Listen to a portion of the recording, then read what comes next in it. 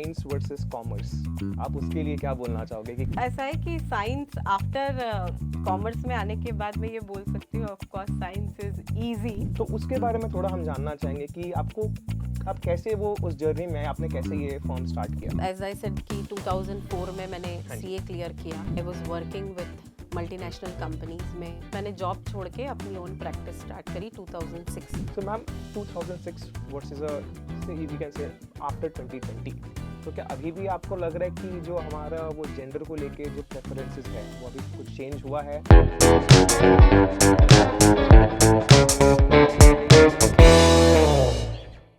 Hello everyone, welcome to coffee with CA. This is Harsh Agarwal, your host for the day. और आज ये episode हम हिंदी में करने जा रहे हैं। और आज की हमारी स्पेशल गेस्ट है सीए श्वेता जैन। इनके पास 20 से भी ज़्यादा साल का एक्सपीरियंस है और इनकी एक्सपर्टीज़ लाई करती है audit, tax consultancy and IFRS में।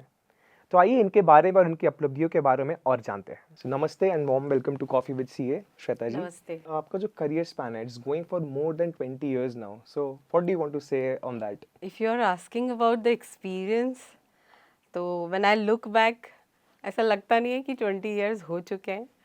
But I have started my journey not 20 years ago. Basically, it's a 28 years ago.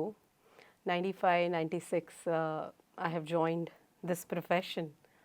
And then it went like roller coaster ride, something like that. So, of course, but at the end, of course, you can say that, yes, I am enjoying my journey as of now today. तो ma'am आप बोल रहे हो अब 95 96 के around आपने start किया था, तो मैम उस समय तो chartered accountancy was any degree कोई भी कॉमन नहीं था। एंड तो आपको क्या मोटिवेशन था, आपको किससे मोटिवेशन मिला जो आपने डिसाइड किया कि मुझे सीए प्रोफेशन में जाना है? एक्चुअली मैं सीए कभी बनना ही नहीं चाहती थी। इंजीनियर बनना चाहती थी। मैं साइंस बैकग्राउंड से थी, तभी 12th तक साइंस स्टूडेंट रही हूँ। और ऐसा सब वो टाइम पे बड़ा क्रेज़ था कि science students are like more intelligent students. So of course मैंने भी साइंस के लिए ही ऑप्ट किया हुआ था। सो इंजीनियर ही बनना था। तभी एग्ज़ाम्स भी मैंने दिए थे, एंट्रेंस वगैरह के। बट दैट टाइम इंजीनियरिंग में सिविल इंजीनियरिंग ही ओनली ऑप्शन थे। करेक्ट। तो फैमिली में सबको थोड़ा सा एक कंसर्न था कि अगर आप सिविल इंजीनियरिंग में जाते हो and for the girl it's not safe outside, because most of the time आपको बाहर रहना पड़ेगा। तो माय फादर एंड पापा का थोड़ा सा ऐसा था कि civil engineering is not a good choice for you as a career. But एक था अंदर कि कुछ तो करना है। तो नेक्स्ट डे ना तभी सीए फाउंडेशन का उन्होंने रिसेंटली स्टार्ट किया था कोर्सेज आफ्टर 12 दे मतलब इंट्रोड्यूस किया उन्होंने कि इस फाउंडेशन के थ्रू भी आप सीए में एंट्री ले सकते हो। तो नेक्स्ट डे न्यूज़पेपर में मैंने पढ़ा कि फाउंडेशन कोर्स है सीए के लिए, आफ्टर 12th आप अपीयर कर सकते हो। तो मैं पापा के पास गई और मैंने बोला कि मुझे तो यही करना है। तो फादर सेड कि तुम साइंस से हो, तुमको अचानक से कॉमर्स क्यों लेना है, उसके लिए तुमको चेंज करना पड़ेगा। तो मैंने बोला इट्स ओके, बट क्योंकि मुझे मेरी लाइफ में कुछ करना है तो इसलिए करना तो है। सिर्फ सिंपल बीकॉम या बीएससी करके मुझे नहीं लगता कि मैं कर पाऊँगी। So I really want to do, कुछ तो मुझे लाइफ में करना है। अच्छा, तो मैम आप उदयपुर में पढ़ाई करा आपने, फिर आप मुंबई में अभी रह रहे हो, तो ये जो सिटी बाय सिटी ट्रांजिशन होता है, तो आप कुछ बोलना चाहेंगे कि what struggles any person might go through, तो कि जो हमारे व्यूअर्स जो देख रहे हैं वो भी इससे इंस्पायर हो? 100%, बिकॉज आपको एडजस्ट बहुत करना पड़ता है। आप पहले अपने घर पे हो, एक कंफर्ट जोन है, जरूर। वो छोड़ के आप बाहर जा रहे हो, नया माहौल है, लोग भी नए हैं, फिर आप स्टडी भी कर रहे हो एकदम डिफरेंट। मेरा साइंस से अगर कॉमर्स था तो lot of challenges I face, because बड़ा दिक्कत होता था समझने में। बिकॉज साइंस में हमको वी आर यूज टू कि it's proven, hence proved it, which means it's proved, एक formula है। commerce is not like that, it is more of assumption basis and provision basis। तो वो बहुत प्रॉब्लम्स थी initial face में, मुझे सीखने में भी बहुत वक्त लगा कि इसको कोप अप कैसे करना है। सो एंड मुंबई का story is like I shifted to Mumbai after my marriage. हाँ जी। सो तब मैं पढ़ाई ही कर रही थी and I got married in between. So मेरा CA इंटर का एक ग्रुप क्लियर हुआ and I got married and I shifted to Mumbai. So फिर यहाँ आने के बाद the life is totally again 360 degree change was there, क्योंकि मैरिज के बाद आपको एडजस्ट करना पड़ता है. फैमिली है, न्यू चैलेंजेस है, न्यू सिटी है, तो वो एक स्ट्रगल अलग था, वो एक फेज़ अलग था. सो उसकी वजह से my studies got delayed and 6 साल के ब्रेक के बाद में मैंने अगेन स्टार्ट किया. CA के बाद एक बेटा है मुझे. वो होने के बाद 6 साल तक मैं एग्ज़ाम देती थी लेकिन पढ़ाई नहीं कर पाती थी बिकॉज ऑफ दूसरी रिस्पॉन्सिबिलिटीज़ बहुत ज़्यादा थी. तो वो सेकंड ग्रुप जो मेरा CA इंटर का डिले हुआ, it took 6 years to clear the second group वाला एग्ज़ाम. एंड अगेन फिर जब 2002 I got cleared and then मैं वापस से उदयपुर गई. तो उसके लिए मैं फिर से उदयपुर गई, वहाँ रहकर मैंने स्टडीज़ करी और फिर then 2004 I completed my CA. So ma'am मैं कह सकता हूँ कि आप बार बार 0 to 1 आप कवर कर रहे थे. तो ऑब्वियसली हमारे बहुत सारी फीमेल व्यूअर्स भी है, तो उनके लिए अगर आप कुछ कहना चाहें, बिकॉज आपका जो मैं जर्नी सुन रहा हूँ इट्स वेरी इंस्पायरिंग कि आप कैसे अपने फैमिली को भी प्रेफर कर रहे हो, फिर अपने करियर को भी प्रेफर करा. सो आपको कोई माइंडसेट मिला, आपको कोई पुश मिला, how was it for you? See अगर आप एक मैसेज देने के लिए बात कर रहे हो विमेंस को, तो मैं ऐसा बोलूँगी कि it's not about only my story. हर एक विमेन की यही स्टोरी है. और रादर वो वुमेन प्रोफेशन CA कर रही है या कोई भी प्रोफेशन कर रही है, बिकॉज ये जो एक फेज़ है शादी के बाद का, हर एक वुमेन फेस करती है. तो कहीं ना कहीं करियर ब्रेक तो आता ही आता है. But the thing is what I can से इज़ आपका जो अंदर से मोटिवेशन है वो कम नहीं होना चाहिए. सो 6 साल तक जब मैं एग्ज़ाम देती थी बिना पढ़ाई किए, वो इसलिए देती थी कि मैं खुद को रिमाइंडर देती थी रोज कि मुझे ये कंप्लीट करना है, बिकॉज मैं ये बीच में नहीं छोड़ सकती. सो इसके लिए वो ज़रूरी था मेरे लिए सेल्फ मोटिवेटेड रहना कि ये मुझे छोड़ना नहीं है, करना है, जब भी मौका मिलेगा मैं करूँगी. तो मैं हर एक विमेन को वही बोलूँगी कि आपकी जो लाइकिंग है उसको आप बिकॉज ऑफ दिस चैलेंजेस छोड़ो मत. ठीक है, आज एक ब्रेक है, बट ब्रेक के बाद again you can start. Life is going on continuously. It is not कि आज ही ख़त्म हो गई है. तो आप कभी भी उसको वापस से स्टार्ट कर सकते हो. उसके लिए खुद को सेल्फ मोटिवेटेड रखना बहुत ज़रूरी है. वो बहुत एक इम्पॉर्टेंट है. आई एम श्योर ये मैसेज बहुत अच्छे से जाएगा सबको. तो मैम मुझे ना आपसे एक क्वेश्चन पूछना है, साइंस वर्सेस कॉमर्स, आप उसके लिए क्या बोलना चाहोगे कि कौन सा ज़्यादा डिफिकल्ट है या क्या है? ये बहुत बहुत कॉमन डिबेट है ये. डिबेट तो ऐसा है कि साइंस आफ्टर कॉमर्स में आने के बाद मैं ये बोल सकती हूँ, of course science is easy to understand rather than commerce, because commerce is a very complex system है. बिकॉज आप एक बिजनेस को पहले समझ रहे हो, उसको कैसे प्रेजेंट कर रहे हो, ये सारी उसकी निटिग्रिटी को आपको ध्यान में रख के फिर ये कॉमर्स सिखाता है आपको द कंप्लीट बिजनेस कैसे प्रेजेंट करना है. That is important. चाहे वो P&L बैलेंस शीट आप बना रहे हो, या प्रोजेक्ट रिपोर्ट्स बना रहे हो, या आपकी कंपनी की बैलेंस शीट या कंप्लीट बिजनेस एनालिसिस आप कैसे देते हैं, ये आपको बिजनेस कॉमर्स सिखाता है. Science is of course easy because ये फार्मूला बेस्ड है. सो अगर आपके दिमाग में वो फार्मूलाज है, सो हर एक चीज़ फार्मूला से चलती है. So that way I can say of course commerce is little complex then science. इस डिस्कशन में हम लोग ये क्लोज कर सकते हैं डिबेट को कि commerce is little bit difficult.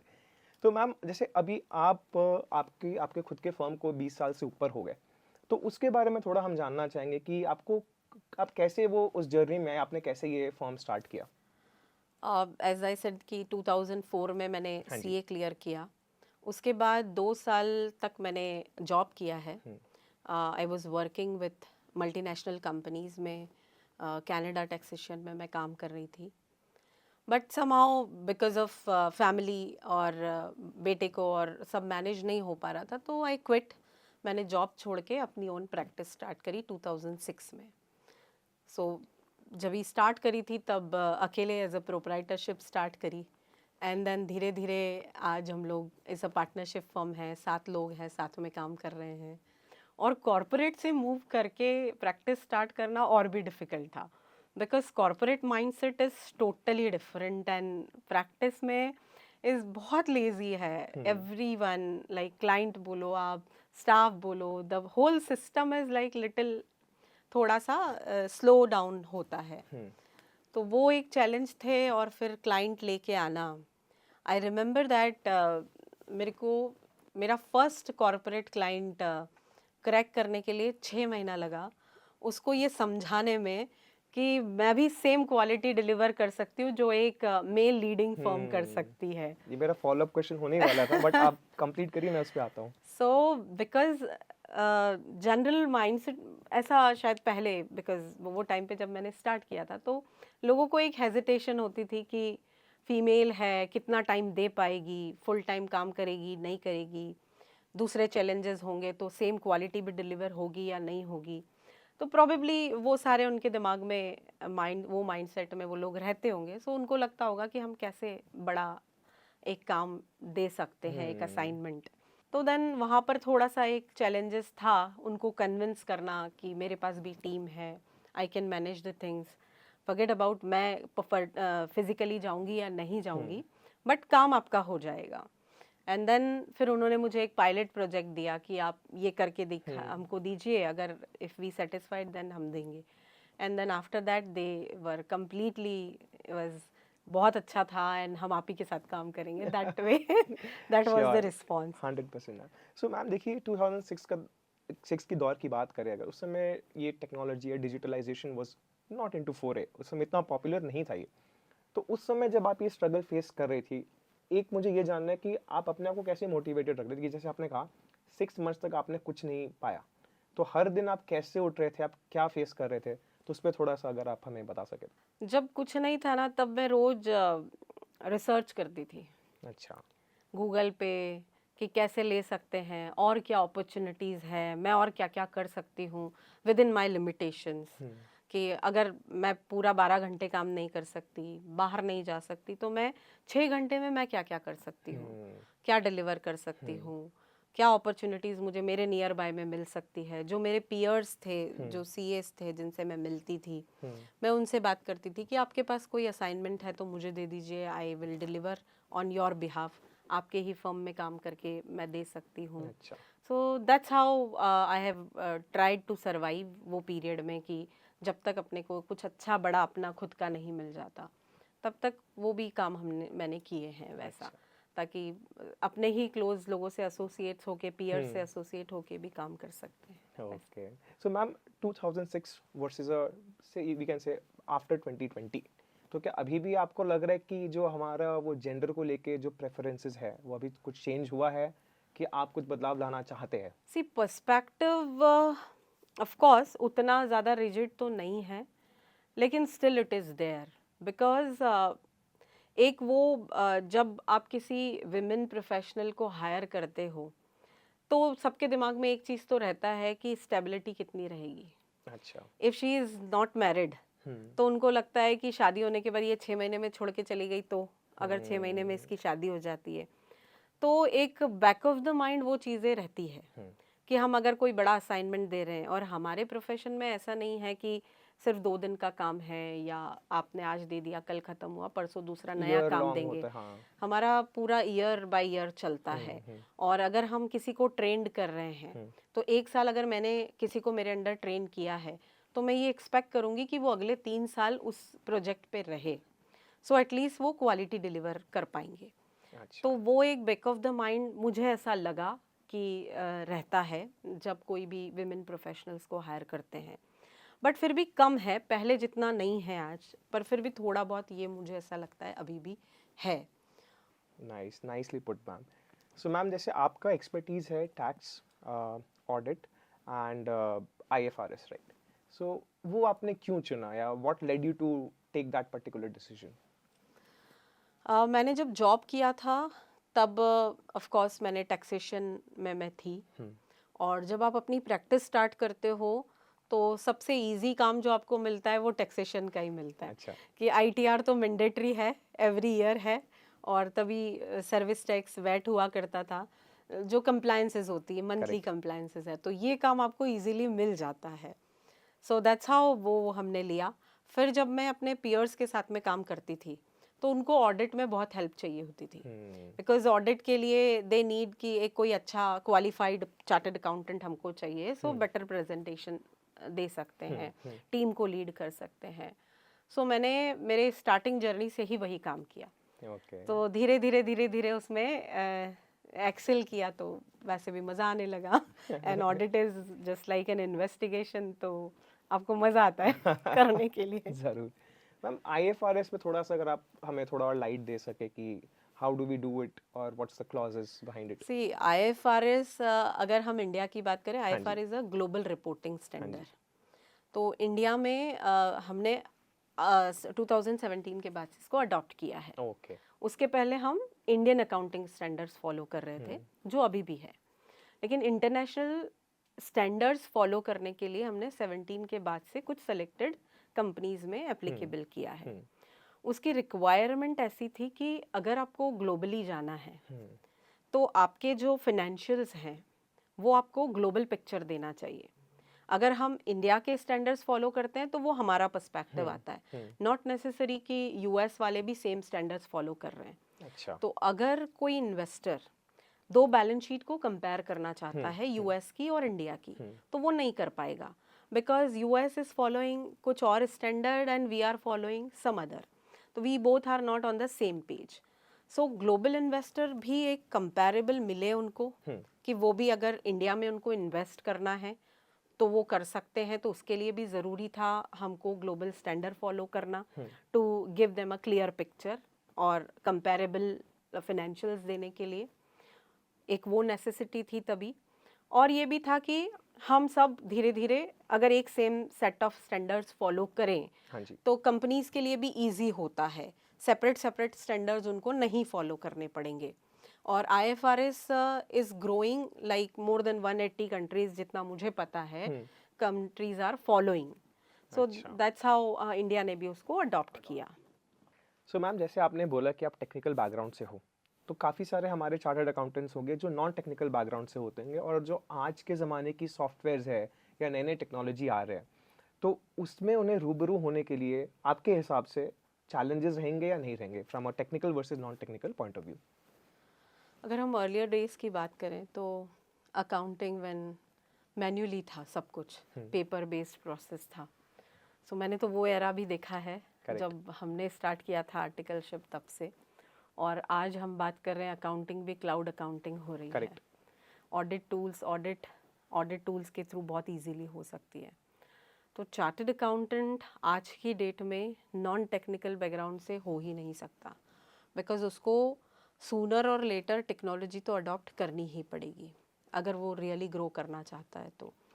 Because technology आपका काम बहुत कम कर देती है, एक्यूरेसी बढ़ जाती है, एफिशिएंसी बढ़ जाती है काम करने की. रिपीटेटिव टास्क को हम ज़ीरो कर सकते हैं. डेटा एनालिटिक्स से you know that a big data it's a second का टाइम में आप कंप्लीट कर सकते हो. तो टेक्नोलॉजी तो आपको अडॉप्ट करनी ही पड़ेगी जैसे भी आप करो, because now era is like machine learning, AI, blockchain technology is playing. और हम ऑडिट में भी बात करें तो ये टेक्नोलॉजी से हम बड़े बड़े इन्वेस्टिगेशंस बहुत इजीली कर पा रहे हैं. कि अगर मुझे कुछ फाइंडिंग करनी है सिंपल फार्मूला बेस्ड और सिंपल टेक्नोलॉजी यूज़ करके, I can do it. So technology आपको अडॉप्ट करनी ही पड़ेगी. दैट्स आई कैन से. नॉन टेक्निकल बैकग्राउंड नहीं चल सकता. तो मैम मैंने सुना है आपके बारे में कि आप CA कम्युनिटी को गिव बैक बहुत करते हो, राइट? आप काफ़ी सारे एक्स्ट्रा करिकुलर्स में भी हो, तो वो कैसे आपने वो डिसीजन लिया या फिर आप कब से हो, थोड़ा उस जर्नी के बारे में हमें बताइए. जैसे मैंने बोला कि जब मैं पढ़ाई करती थी, हाँ जी. तब बहुत सारे चैलेंजेस मुझे लगते थे. तो मुझे ऐसा लगा कि मुझ में एक थोड़ा सा टीचिंग का शौक है, तो मैंने सोचा व्हाई नॉट यहीं से स्टार्ट किया जाए. सो मैंने फिर जब CA क्लियर किया तो कुछ स्टूडेंट्स को पढ़ाना शुरू किया. फिर जब हमारे इंस्टीट्यूट ने मैनेजमेंट स्किल्स वगैरह के कोर्सेज चालू किए तो सोचा चलो इसमें कंट्रीब्यूट करते हैं. सो दैट्स हाउ आई एंटर्ड कि इसी बहाने हम अपनी फ्रेटर्निटी को कुछ तो गिव बैक कर पाएंगे. Correct. So that's how I have started कि कैसे कैसे धीरे धीरे हम कर सकते हैं. फिर धीरे धीरे मैं सीए इंस्टीट्यूट में बहुत एक्टिव होती चली गई और मज़ा आने लगा कि आफ्टर ऑल जब आप सोसाइटी को गिव बैक करते हो तो एट द एंड आपको एक सेंस ऑफ सेटिस्फेक्शन रहती है. So that is really important. जब हम कोई काम करते हैं तो अल्टीमेटली इसलिए कर रहे हैं कि एट द एंड हमको ये लगना चाहिए कि यस बिल्कुल मैंने कुछ किया है. बिल्कुल. सो वो मुझे वापस जब भी मैं फ्रेटर्निटी के लिए करती हूँ या in large at large society के लिए कुछ करती हूँ तो I feel like yes I have done something या my life is really worth it. So बस ये एक पैशन था तो शुरू हो गया. तो मैम मैंने आपसे जितना बात किया अभी, आप मतलब you are a lady of various hats, like mother, profession, a wife. So आप and then giving back to community as well. तो मैम आप इतने सारे हैट्स वेयर कर रहे हो, तो आप अपना खुद का जो फॉर्म भी चला रहे हैं, अपना प्रोफेशनल लाइफ भी है. अब वो आपको क्या लग रहा है कि कैसे हेल्प करता है आपको प्रोफेशनल लाइफ में या पर्सनल लाइफ में भी, आप इतने सारे जो हैट्स वेयर कर रहे हो? सी कोई भी चीज़ आप करते हो unless until you are not liking it it's not worth it. But if you are like जो हम कर रहे हैं वो पैशन से कर रहे हैं, अपनी इच्छा से कर रहे हैं या हम इंजॉय करते हैं तो वो आपको सारी चीज़ों में हेल्प करता है. सो अगर मेरा ये पैशन है कि मुझे पढ़ाने में मज़ा आता है या सोसाइटी को गिव बैक करने में मज़ा आता है तो वो सेटिस्फेक्शन मुझे मेरे प्रोफेशन में भी हेल्प करता है. जैसे मैंने बोला आपको कि मैंने टीचिंग स्टार्ट किया, उस सब चीज़ों से जब आप पब्लिक फोरम पे होते हो, जब आप बात करते हो तो एक अलग कॉन्फिडेंस आप में आता है. और वो कॉन्फिडेंस डेफिनेटली जब हम प्रोफेशन में मेरी खुद की प्रैक्टिस में भी आता है बिकॉज ये आपकी पर्सनालिटी में है. सो जो बाहर आता है सो वो डेफिनेटली आपको प्रैक्टिस में भी हेल्प करता है या आप जो काम कर रहे हो प्रोफेशनली उसमें भी हेल्प करता है. लाइक इन टर्म्स ऑफ आप क्लाइंट से बात करते हो, कहीं पे अपने आप को पिच कर रहे हो, प्रेजेंटेशन दे रहे हो for your own firm also, तो डेफिनेटली वो आपको उसमें भी काफ़ी हेल्प करता है. तो मुझे ऐसा लगता है कि एट द एंड आपको करना वो चाहिए जिसमें आपको मज़ा आए. तो जो आप अगर आपका इंटरेस्ट का काम कर रहे हो तो डेफिनेटली वो आपको ग्रो करने में हेल्प करेगा इन एवरी सेंस. जहाँ तक बात है वर्क लाइफ बैलेंस की, यस. तो डेफिनेटली कोई भी काम मल्टीटास्किंग जैसी चीज़ कुछ नहीं होती. I don't believe in multitasking. I just believe in आपको प्रायोरिटाइज करना पड़ेगा कोई भी चीज़ को. ऐसा नहीं हो सकता है कि मैं एट द सेम टाइम मैं खाना भी बना रही हूँ और लैपटॉप भी चला रही हूँ. This is not possible.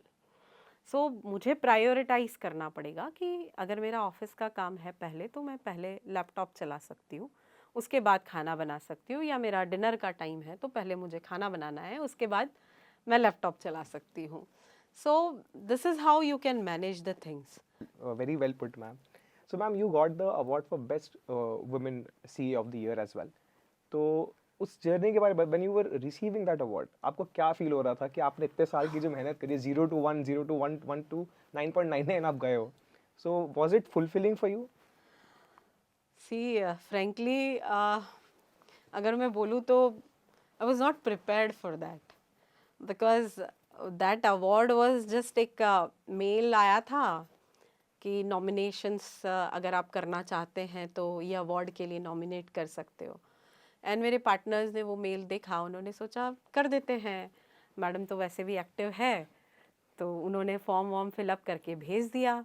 And one fine day they got I got an invitation from them कि हमारे यहाँ पे ऐसा ऐसा इवेंट है, अवार्ड शो है और आप इनवाइटेड हो. और मैं बहुत कैजुअली गई थी, मैं प्रिपेयर्ड भी नहीं थी कि ऐसा कुछ अवार्ड होने वाला है. बिकॉज वो अवार्ड्स मेनली जो थे मीडिया इंडस्ट्रीज़ वालों के थे. अच्छा. या एंटरटेनमेंट इंडस्ट्रीज़ के थे. जनरली वो लोग बहुत थे, फिल्म आर्टिस्ट और सिंगर्स और बहुत लोग थे वहाँ पे. तो मैं तो प्रिपेयर भी नहीं थी. सो उनका क्या प्रोफेशनल क्लॉज था कि प्रोफेशनल क्लॉज में भी आप वो एंट्रीज़ भर सकते हैं. तो उस एंट्रीज़ में कुछ एंट्रीज़ गई थी एंड उन्होंने मेरा सेलेक्ट किया. सो जब अवार्ड अनाउंस हुआ तो आई वाज शॉक्ड कि मतलब ओके ये मुझे ही अवार्ड दे रहे हैं, something kind of. But I can से वो अवार्ड के बाद में एक आपको अलग सेटिस्फेक्शन फील होता है और वो सेटिस्फेक्शन आपको आगे बढ़ने के लिए और ज़्यादा मोटिवेट करता है कि जब लगता है कि yes I have achieved something, something is in my hand, तो वो आपको बहुत ज़्यादा मोटिवेट करता है। जस्ट लाइक एक सिंपल एक अप्रिशिएशन भी हम किसी को देते हैं तो उसको अच्छा लगता है आगे काम करने के लिए। So this award works for me like that कि जब अवार्ड मिला तो उसके बाद और एक डबल एनर्जी मिली कि यस आप तो और भी कुछ कर सकते हैं। Correct correct. सो मैम अभी आप अपने आप को देखते हो कि आप 20 साल से आप इस प्रोफेशन में हो और आपने अपना जैसे बोलते हैं ना कि एक टॉप मोस्ट लेवल अपने पर्सनल बेसिस पे आपने अचीव किया, फिर भी आप नेक्स्ट डे जब आप उठते हो तो आपको क्या मोटिवेट करता है? To work more hard. ऐसा लगता है कि अभी और भी बहुत कुछ करना बाकी है। जितना किया है उतना और भी ऐसा लगता है कि देयर आर बहुत सारे चेंजेस हैं लाइफ में, उनको कैसे फेस करना है, कैसे डील करना है। तो हर नए दिन पे कोई ना कोई नया चैलेंज होता है कि आज ये करना है। ऑलराइट, लास्ट कुछ सवाल आपसे मैम। तो जो भी नया सीए परस्यू करना चाह रहा है या ज़्यादा कोई भी डिग्री परस्यू करना चाह रहा है, लड़का हो चाहे लड़की हो, डिफरेंट बैकग्राउंड से सब आते हैं, उनके लिए आप क्या एडवाइस दे सकते हो? Because not everybody can have the same success, but journey सबकी अलग अलग भी होती है, तो उनके लिए आप क्या एडवाइस दे सकते हो? फॉर सीए प्रोफेशन, या मैम। सी कोई भी बैकग्राउंड से आओ, स्टडी सबको सेम करनी है। हाँ जी। उसमें कोई कॉम्प्रोमाइज़ नहीं है। तो मैं ये बोल सकती हूँ कि स्टडी पे फोकस करें सबसे ज़्यादा। और सीए कोर्स ऐसा नहीं है कि किसी एक पर्टिकुलर क्लास के लिए बनाया गया है। कॉस्ट सबके लिए सेम है, इक्वलाइज कर देता है सबको। इक्वलाइज है सबके लिए, चाहे वो कोई भी बैकग्राउंड से हो। लैंग्वेज बैरियर थोड़ा सा आता है बिकॉज ये मैंने प्रैक्टिकली देखा है। जो मुफस्सिल एरियाज से बच्चे आते हैं, रिमोट प्लेसेस से आते हैं, उनको थोड़ा सा कोप अप करने में प्रॉब्लम होती है। बट हाँ, सीए प्रोफेशन में ऑप्शन भी है कि आप हिंदी में भी एग्ज़ाम्स दे सकते हो। बट अगेन वो बच्चों को भी अगर थोड़ा सा मोटिवेशन और प्रॉपर गाइडेंस मिलता है तो डेफिनेटली वो भी अच्छा करते हैं, बहुत अच्छा करते हैं। तो एट द एंड इम्पॉर्टेंट ये है कि आप जो करो वो कॉन्फिडेंस के साथ करो। खुद पे कॉन्फिडेंस होना चाहिए कि यस मैं कर लूँगा या कर लूँगी। सीए में ऑफ कोर्स देर है, पर ये नहीं बोल सकती कि अंधेर है। सो आप अगर अच्छे से उसको परस्यू करोगे तो डेफिनेटली कंप्लीट कर पाओगे। So ma'am, thank you so much, आपके साथ वक्त बिता के बड़ा अच्छा लगा। तो अब हम अपने लास्ट सेगमेंट में आ रहे हैं। तो ये क्या ना, हम चाहते हैं कि देखिए chartered accountancy as a profession is very serious profession, right, but fun element अपने अंदर का बच्चा भी तो होना ही चाहिए, राइट। तो इसलिए हमने ये फन सेगमेंट डेवलप किया है। एंड सॉरी, मैं अपना मोबाइल यूज़ करूँगा क्वेश्चंस के लिए, hope you Okay. Don't mind ma'am. So ma'am, अगर आप चार्टर्ड अकाउंटेंट नहीं होती तब कौन सा करियर परस्यू कर रही होती? मुझे ऐसा लगता है कि जो मुझे ऐसा लगता है कि मैं बहुत क्रिएटिव पर्सन हूँ, तो मैं डांसर होती या इवेंट मैनेजमेंट ज्वाइन कर लिया होता। क्योंकि ये चीज़ों में मुझे मज़ा आता है। तो शायद सीए प्रोफेशन नहीं चूज़ किया होता तो ऐसा कुछ कर लिया होता। Sure ma'am. तो मैम, जैसे टेक्नोलॉजी की तो दुनिया है ही अभी, बट एक ऐसा टेक गैजेट जिसके बिना आप सर्वाइव ही नहीं कर सकती, जो आपको लगता हो? स्मार्टफोन। तो अ, आपकी करियर ऑडिटिंग में भी रही है, तो कुछ एक ऐसा अनएक्सपेक्टेड लर्निंग जो आपने एक्सपेक्ट ही नहीं किया था कि आपको ये करियर आपको सिखा सकता है? ऑडिट में हाँ या जी। प्रोफेशन में? आप जिसमें आप ऑडिट का बता दो या प्रोफेशन का बता दो। You can not trust anyone. I think it holds true for every profession. Exactly. तो मैम, आप इतने सारे हैट्स वेयर करते हो, राइट, आप कमिटी में भी हो, आप फैमिली पर्सन भी हो, आप अपने फर्म भी चला रही हो। What does Shweta Jain do कि जब वो सारा काम खत्म कर लेती है तो आपके लिए आपका हॉबी या व्हाट इज योर टाइम और me time for you? Listening music, हाँ जी। गाने वाने सुन लेती हूँ मैं, और थोड़े बहुत एकता कपूर के सीरियल्स देख लेती हूँ। बहुत फ्री टाइम मिला तो। एल्स तो टाइम ही नहीं है। सो मैम, किसी सेलिब्रिटी के साथ अगर आपको मौका मिले डिनर करने का तो वो कौन होगा आपके हिसाब से? शाहरुख क्यों? खान। जरूर, तो it's a very very expected answer ma'am. Yeah thank you for coming here ma'am, it was great talking to you. बहुत अच्छा लगा आपसे बात करके, अपनी जर्नी को जान के।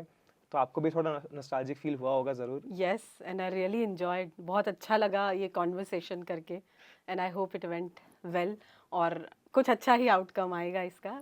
सच में thank you so much for calling me. Pleasure was all ours ma'am, Thank thank you. you. So ma'am, as a parting gift ये हमारी तरफ से आपके लिए, Oh, so please accept this.